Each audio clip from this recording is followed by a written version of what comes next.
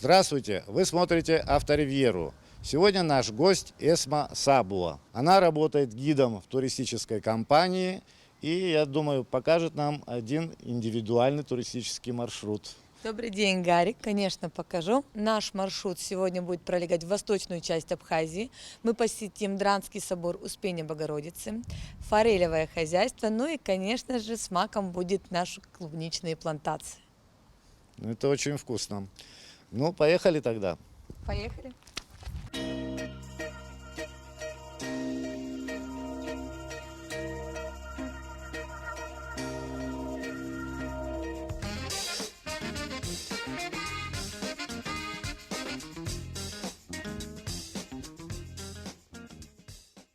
Эсма, я тебя сейчас получше представлю. Когда-то мы работали вместе на абхазском телевидении, потом ты нашла интересную работу в туристическом бизнесе.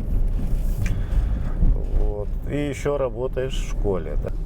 Да, я ушла от вас по своей специальности работать в школу.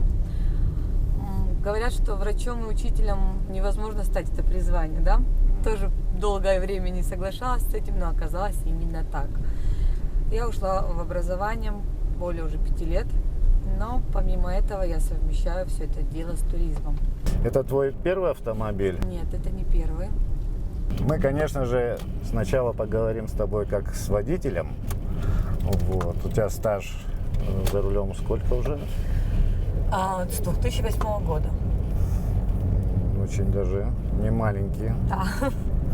Это у тебя права с 8 года, а вот реально? Езжу я на своих машинах, ни на чужих, ни на родительских, ни на родственных, более 6 лет уже. Большая часть времени я провожу, можно сказать, на дорогах. То есть такой постоянный стаж за рулем, Да. 6 лет. Немало совсем. Да, что касается прав, мы в далеком 2006-2007 году с моей одноклассницей ходили в автошколу, нам не было еще и 16 лет. Вот, закончили автошколу, причем родители, отцы очень трепетно к этому относились, спрашивали с нас все знаки, все правила дорожного движения, только потом по своему райончику давали уже под своим чутким надзором ездить. Ну, как бы к транспорту у нас с детства, наверное, было такое отношение, это средство передвижения, но не средство роскоши. С детства приучали к тому, что техника безопасности превыше всего, потом уже все остальное. Последний год у нас вообще возросло количество автотранспорта очень заметно. Это видно и по парковкам в центре они забиты, и по движению. Вот сейчас мы не можем пересечь дорогу. Вот, стоим уже минуту, наверное. И очень много сейчас за рулем из женской половины. Много водителей сейчас вот таких с небольшим стажем. Он меня не видит. Да.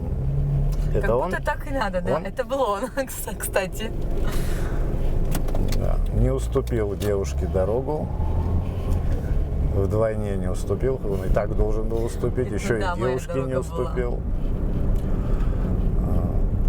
Но сейчас вот женская половина активно вот, учится в автошколах, садится за руль. Но у многих еще стаж, конечно, небольшой. Машин стало очень много, это стало действительно ощутимо, особенно по парковочным местам. Ну а что касается женщин за рулем, я считаю, что это хорошо. Но главное, чтобы не только теория была, но и практика была наработанная.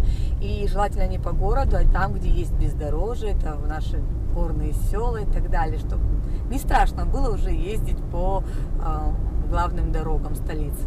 Бездорожье, ладно, главное, чтобы они не боялись за рулем, это очень важно. В городском потоке хорошо ездили.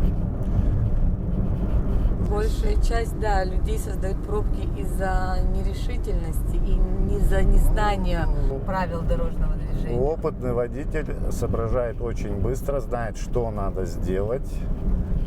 И решение, оно должно быть безошибочным, потому что ошибки на дорогах они недопустимы. На дороге, да, поэтому здесь очень четко вот это, когда есть определенный опыт, уже он нарабатывается, и водитель очень четко реагирует, быстро конечно, принимает да, решения. Да. Часто задаваемый вопрос, а почему столько праворуких машин? С чем это связано? Ну, приходится гостям объяснять, почему, с чем это связано. Праворульные, они где-то, да, изначально дешевле, когда ты их покупаешь, но проигрываешь по безопасности. Да. Потому что самое главное и опасное, ты не видишь встречный поток как следует. За небольшой свой стаж бывали случаи, когда я попадала в такие ситуации. Люди попадали в аварии, и кого-то я возила в больницу, кого-то из-под машины вытаскивала. Я не терялась в таких ситуациях. Дважды это было. Последний раз это было 3 года тому назад у Белой речки. Боевая очень. Как ты правильно сказал, быстро принимаю решения на дорогах, не теряюсь. Ну да, есть такое, надо сделать. Да, надо сделать. Если надо крутить руль, то надо крутить, не надо бояться. Правильно, если ты сел уже один раз. Ну, я к тому, что бывает какой-то страх там, Конечно, конечно. а надо выполнить действие. Тут уже практически машинально опытный водитель это сделает. Ну, на твой взгляд, как вот эти новоиспеченные там, которые сразу выезжают на дорогу, вот они заметны на дороге? Заметно. Я же тоже так была бочком-бочком, правее придерживалась и ехала, дабы никому не создавать аварийных ситуаций, чтобы никто не проявлял свою агрессию по отношению к женщинам за рулем, еще и на маленькой машине. Вот, это сразу бросается в глаза. Ну и потом, когда уже похрабрее, посмелее, уже и маневры совершали, уже и какие-нибудь обгоны такие, ну, разрешенные. Ну вот обычно сложности там возникают при парковках, я заметил, у вашей половины, и развороты, когда надо выполнить. Бывает такое, да. Много лишних. Телодвижение. Но это для того, чтобы мы привлекли к себе внимание. Вот оно. Это все с умыслом. Девушка просто так ничего не делает. Все с умыслом. Все-таки мы разные. Согласна. Но я хочу немножко оспорить в том, что женщина медленнее реагирует на дорогах на те или иные ситуации. Есть, конечно, которые ездят на хорошем уровне, вот, и быстро да. принимают решения, быстро Оперативно. маневрируют. Автомобиль небольшой, но я смотрю, вместительный очень. Маленький, но удаленький. Toyota Vitz, они праворульные, маленький, вместительный, очень много всяких бардачков, кармашек. Это женская машинка, могу сказать с уверенностью. Почему? Потому что первое, как девушка выбирает глазами, да? Так же у меня, наверное, произошло, потому что здесь столько бардачков, столько вкладышей, столько кармашек, которые очень необходимы женщине за рулем. Ну и, естественно, малый объем двигателя. Какой объем двигателя? 1,3. Да, объем расхода очень, можно сказать, ну не минимальный, но и небольшой. Вот. Что касается проходимости машинки, мы ездим в горы, 2-3 человека спокойно можем подняться там. Не, она, если машина у нее, вот если как бы просвет дорожный, я не знаю какой здесь, чем выше просвет, чем больше, естественно, проходимость увеличивается. Вот, а так машина, конечно, ничем не отличается от других. Вот в салоне очень просторно, вместительно. Багажник, конечно, маленький, но пару чемоданов поместится. Да, все верно. Самое главное помещать самая фурнитура. Ну, в общем, машина очень удобная. Да, очень удобная. В городском ритме незаменимая вещь. Легко Причем припарковаться больше можно, людей, которые, экономичная. Да. И мужчины выбирают, чем поменьше, чем быстрее. Ну, сейчас не все. Такого конечно. нет, что это мужская или женская машина. Это спорный вопрос. А что касается поворотников, это отдельная история. Потому что некоторые думают, что поворотники, они не нужны. А аварийка — это вообще просто кнопка сигнала в случае опасности. Да.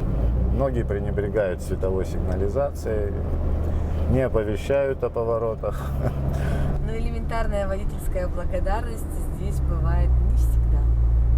На дороге все сложится здорово, если вот взаимовежливо, уважительно относиться друг к другу. То есть В уступил. любой работе. Спешка, Да. суета, она не приводит к хорошим эмоциям. И На дороге суета иной и раз спешка, это чревато, может наверное, привести будет. только к ДТП. Да. Перейдем к другой части нашего разговора. Это о твоей работе, которая, в общем-то, тоже связана с дорогой. с дорогой. Мало того, ты возишь гостей наших. За рулем же бываешь тоже, да? Да, чаще бываю я за рулем. Это индивидуальные туры по всей Абхазии.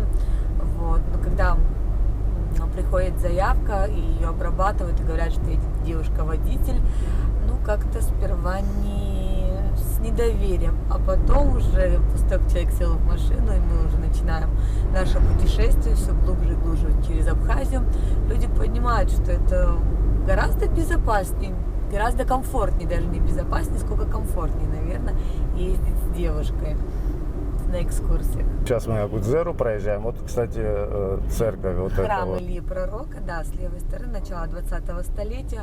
Раньше он был католическим храмом в честь святого Ему Георгия, так был мало? освящен. Да. Построил его Николай Николаевич Смитской, известный меценат. Потом его в 96 году переосветили в честь в честь Ильи Пророка. Вот, с тех пор он православно действующий храм напротив общеобразовательного учреждения, напротив школы, практически той же эпохи строения. Ну и здесь начинается самое интересное, это цитрусовый совхоз, бывший именно Ленина, сейчас совхоз имени Софии, совхоз София. Здесь очень много разновидностей цитрусовых фруктов: апельсины, лимоны, мандарины, известные абхазские мандарины. В этом году, можно сказать, был бум цитрусового тура, потому что люди ехали за абхазскими мандаринами. Здесь, с левой стороны от нас, мы проезжаем еще одно очень красивое, интересное архитектурное достояние, но, к сожалению, в удручающем состоянии находится. Это санаторий Смитского. Очень красивый архитектурный объект. Находится в гуще леса. Лес, который также был высажен именно этим меценатом. В основном это хвойный лес. Потом уже в советское время строили, рядом с этим балеологическими санаториями строили медучреждения. Сейчас таких объектов здесь 2. Ну вот поселок Дранды, он расположен близко от столицы. Это сколько километров Всего лишь получается? в 20 километрах, не полные 20. Здесь на территории поселка расположен храм 6 века. Мы доедем, более детально вам расскажу. Находится он на берегу реки Малый Кодор. Храм постройки 6 века нашей эры, византийская постройка. Очень красивый архитектурный объект. Ну, как и многие наши храмы, на сегодняшний день у нас 23 храма и монастырей, действующих на территории Абхазии, но свыше 1000 святых мест. Что еще у нас на маршруте? Но это клубника. Клубника только начинается, и удивлю тебя, клубника будет, сбор клубники практически до осени идти у нас. Да. Дальше, чуть дальше, конечно, после Кудора есть еще плантации, там и голубика, потом начнутся наши дыни, арбузы. Самое вкусное еще впереди. Экскурсоводы все знают. Ну, они знают самые вкусные места. Да, я не знал, столько всего тут. В этом небольшом, как ты сказал, райончике есть еще очень интересный объект, это форелевое хозяйство. Мы приехали в центр Дранды Да, и поселок куда-то Град. повернули. Здесь новая асфальтированная дорога, более комфортабельная, То есть мы удобная. пошли другим путем. Да, Там по проселочной дороге. не поехали до основного По центральной поворота. дороге мы не поехали, не доезжая до основного поворота, завернули Здесь налево. очень красиво и уютно, чистенько, аккуратненько. Да, Живут люди. компактно, причем и очень тенисто, что немаловажно в жаркий, знойный летний день. Кстати, здесь на территории храма находится купель. Купель освященная в честь Никиты Бесогона.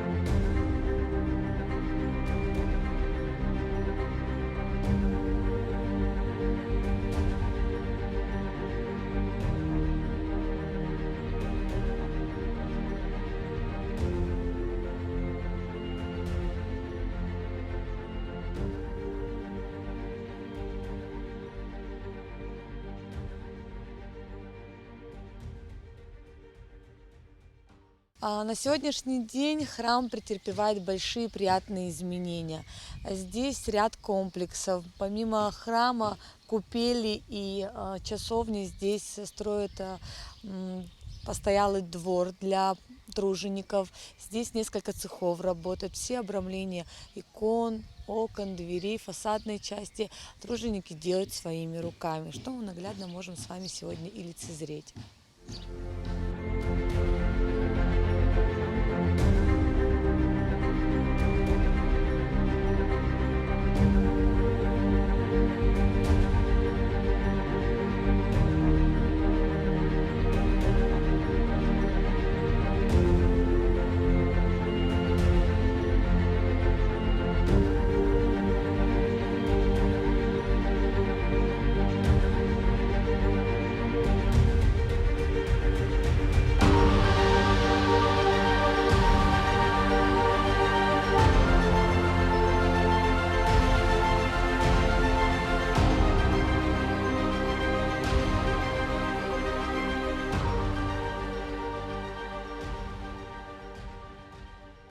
Вы сегодня посетили храм VI века.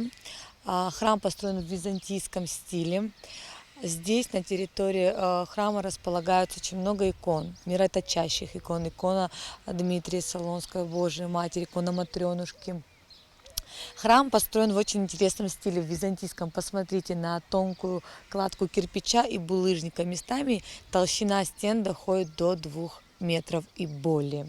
Храм посещают очень много паломников.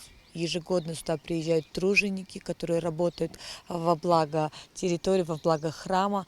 Отец Андрей принимает радушно всех. Батюшка встречает с радушием любого прихожанина, который сюда приходит. Очень много туроператоров, которые заезжают именно по религиозным маршрутам в этот храм. После религиозного объекта мы с вами перейдем к аграрному объекту, который располагается не так далеко от нас.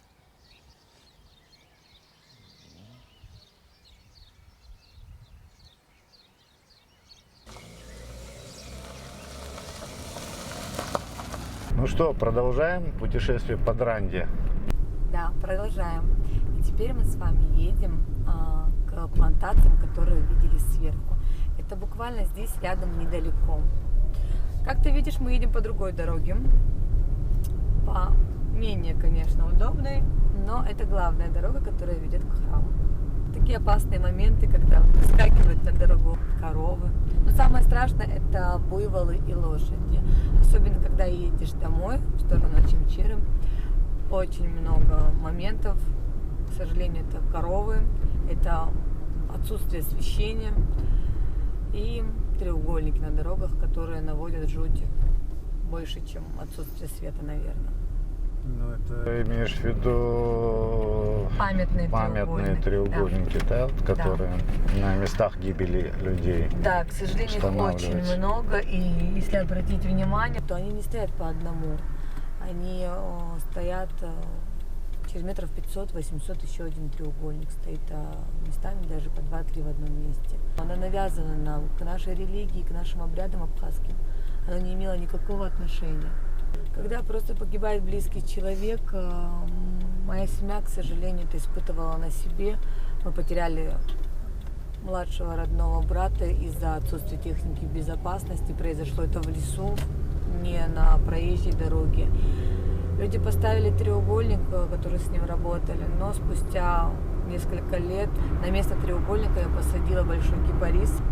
На дорогах большую часть времени мы все проводим на дорогах. И делать с дороги общее кладбище нельзя, как бы душа не горела.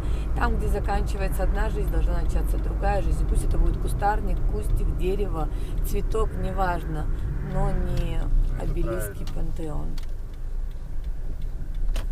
Мы с вами свернули с главной республиканской дороги и едем уже по проселочной. Опять едем мы к плантациям, к частной территории, где принимают как местных жителей, так и гостей радушно. Когда говорят, что в Абхазии некому работать и нечем заняться, это неправда. Посмотрите на эти плантации, посмотрите на огороды и сады, которые постепенно развиваются и имеют большое значение для маленькой, но очень красивой республики. Да, фермерство уже набирает обороты. Я знаю, что в Гальском районе очень много земель начали обрабатывать. Это же приятно, чем они будут простаивать десятилетиями. Говорит о том, что экономика поднимается, люди работают, и молодежь заинтересована в этом. Гарик, наверное, у тебя необычный гость, то она тебя в храм везет, то сейчас Надя клубнику заставит с собой собирать. А дальше мы пойдем Это как раз и интересно. Недалеко от столицы, от города Сухум, поблизости, вот можно провести такую экскурсию. Мы заехали на территорию, на частную территорию, и сейчас мы посмотрим, как собирается данная вкусная ягода, сортируется и отправляется на экспорт за пределы Абхазии.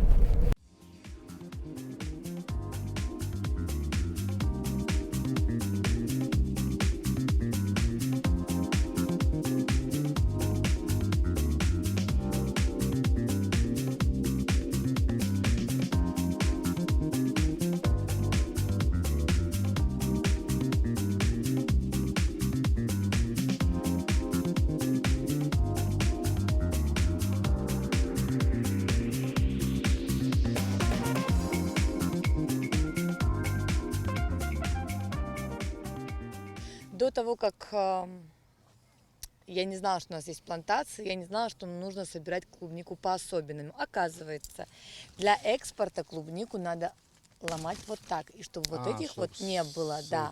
Вот он должен быть вот такой. Сортируют, то есть большую клубнику в одну сторону, поменьше в другую. То есть, Ты уже все изучила здесь. Да, я все изучила. Что касается клубники, это очень вкусная, интересная работа, но очень трудоемкая.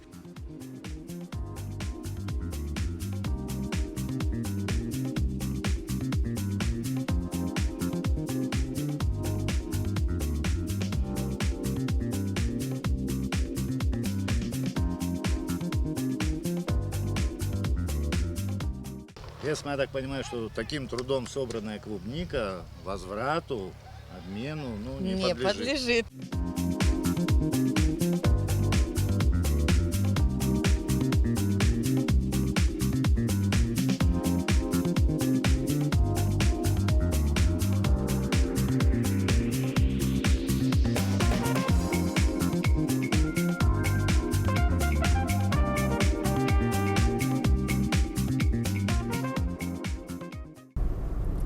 Гарри, мы выехали на уже республиканскую дорогу. Скажи, пожалуйста, как тебе наши клубничные плантации?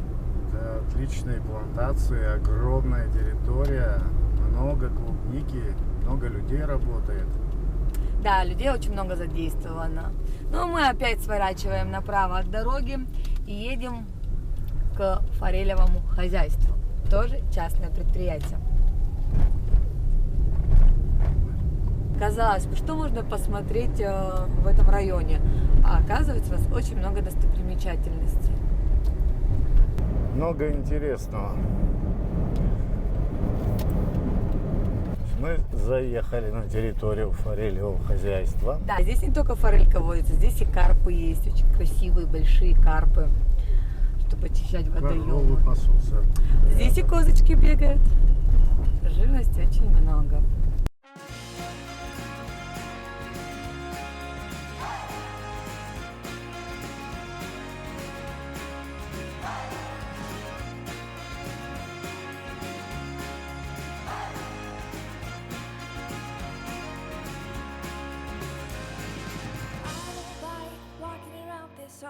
An empty house. So hold my hand, I'll walk with you, my dear. The stars creak as you sleep, it's keeping me awake. It's the house telling you to close your eyes. And some days I can't even trust myself. It's killing me to see this way. 'Cause though the truth may vary, this ship will carry our bodies safe to shore. Маршрут, наверное, особенно интересен для жителей столицы, потому что здесь рядом, выходной день, приехать, поесть свежую форель в этом форелевом хозяйстве, можно взять с собой, можно заехать и купить клубники и много чего еще. Да. Мы проехались по всему запланированному маршруту. Мы были в храме, мы были на плантации клубничной. Ну и в завершение у нас форелевое хозяйство. Здесь мои гости могут сами поймать эту рыбу, им приготовят, и на свежем воздухе в бамбуковой роще мы можем его продегустировать. Хочу особо отметить, что такой отдых, он семейный. Для детей здесь раздолье. Мало того, что огромные игровые площадки, где можно поиграть и в мяч, и в другие различные игры, отвлечься от андроидов и гаджетов и заняться все-таки детьми.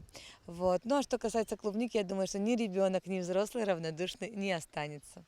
На этом наше небольшое путешествие заканчивается. Гостем Авторивьеры была Эсма Сабуал. Пожелаем всем счастливого пути. Всем счастливого пути!